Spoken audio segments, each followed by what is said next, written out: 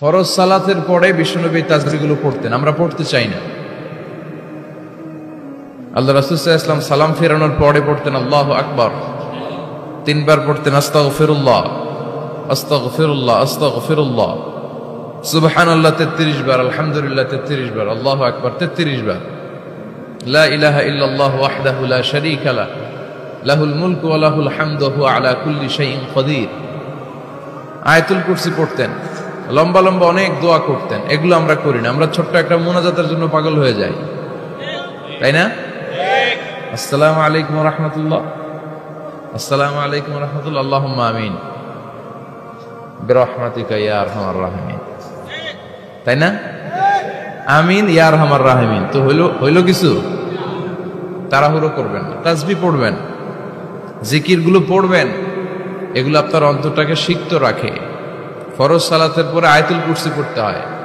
মান কারাআ আয়াতাল কুরসি দুবুরা কুল্লি সালাতিন মাকতুবা লাম ইয়ামনাহু মিন দুখুলিল জান্নাতি ইল্লাল মাউত। প্রত্যেক ফরজ সালাতের পরে যে আয়াতুল কুরসি পড়ে তার জান্নাতে ঢোকার ব্যাপারে কোনো বাধা থাকে না একটি জিনিস ছাড়া, সেটা হলো তার মৃত্যু। লোকটা মরে না তাই জান্নাতে যায় না, মরলেই জান্নাতি।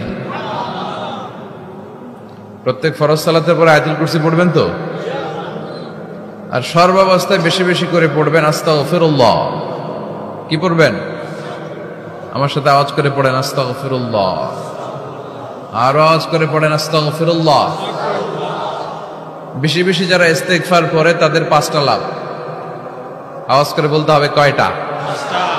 নাম্বার 1, মান লাজিমাল ইস্তিগফার জাআলাল্লাহু লাহু মিন কুল্লি দীকিন মাখরাজা। যে সব সময় ইস্তেগফারের সাথে লাজিমা মানে লেগে থাকে, আঠার মতো। কিসের মতো? চুইংগাম খান না আপনারা? চুইংগাম যদি হাতের মধ্যে লাগান আঠার মতো লেগে থাকে না? বাচ্চারা আবার দুষ্টামি করে চুইংগাম খেয়ে আরেকজনের চুলের মধ্যে লাগায় দেয়, আছে না নাই? তখন সরিষার তেল দিয়ে ছুটাইতে হয়, তাই না? তো মান লাজিমাল ইস্তিগফার, যে ইস্তিগফারের সাথে আঠার মতো লেগে থাকে সে 5টা জিনিস পায় জীবনে। চিল্লায় বলেন না কয়টা? 1 নাম্বার, জাআলাল্লাহু লাহু মিন কুল্লি দীকিন মাখরাজা। সব বিপদ থেকে তার উদ্ধার করে কে? আল্লাহ। আমাদের জীবনে বিপদ আপদ আছে না নাই? কম না বেশি? কত বিপদ, কত ধরনের বিপদ। যে কোনো সময় দুর্ঘটনা হতে পারে, রোড অ্যাক্সিডেন্ট, আছে না নাই?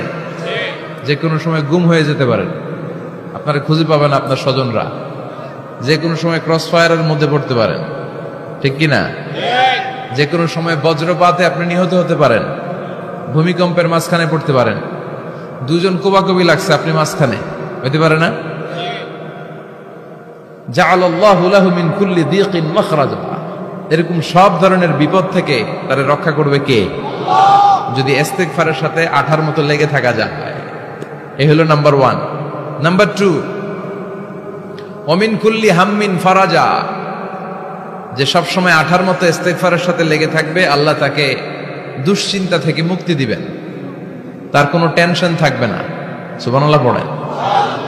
আমাদের জীবনে টেনশন আছে না নাই? জীবন নিয়ে টেনশন, মরণ নিয়ে টেনশন, ক্যারিয়ার নিয়ে টেনশন, বাড়ি ভাড়ার টেনশন, বিদ্যুৎ বিলের দাম বেড়ে যাচ্ছে টেনশন, ঘরের মধ্যে শান্তি নাই টেনশন, দ্রব্যের দাম বাড়তেছে, বেতন কমতেছে টেনশন, ঠিক কি না? এই টেনশন থেকে আপনাকে মুক্ত রাখবে কে? নাম্বার 3, ওয়া ইয়ারযুকহু মিন হাইসু লা ইয়াহতাসিব। এমন জায়গা থেকে আল্লাহ আপনাকে রিজিকের ব্যবস্থা করবে আপনি কল্পনাই করতে পারবেন না।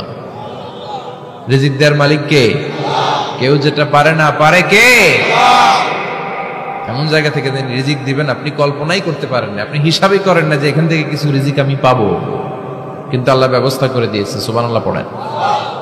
4 নাম্বার, যতক্ষণ ইস্তিগফারের সাথে আঠার মতো লেগে থাকবেন আল্লাহর কোনো শাস্তি আপনার উপর আসবে না। ওয়া মা কানা আল্লাহু মুআযযিবাহুম ওয়া হুম ইস্তাগফিরুন। যতক্ষণ আপনি ইস্তিগফার করবেন আল্লাহর আযাব আপনারে পাকড়াও করবে না। 5 নাম্বার হচ্ছে আল্লাহ আপনাকে মুস্তাজাবুদ দাওয়া বানিয়ে দিবে। মুস্তাজাবুদ দাওয়া মানে এমন ব্যক্তি, যেই ব্যক্তি দোয়া করা মাত্রই দোয়া কবুল করে কে? সবসময় ইস্তিগফার পড়তে রাজি আছেন তো?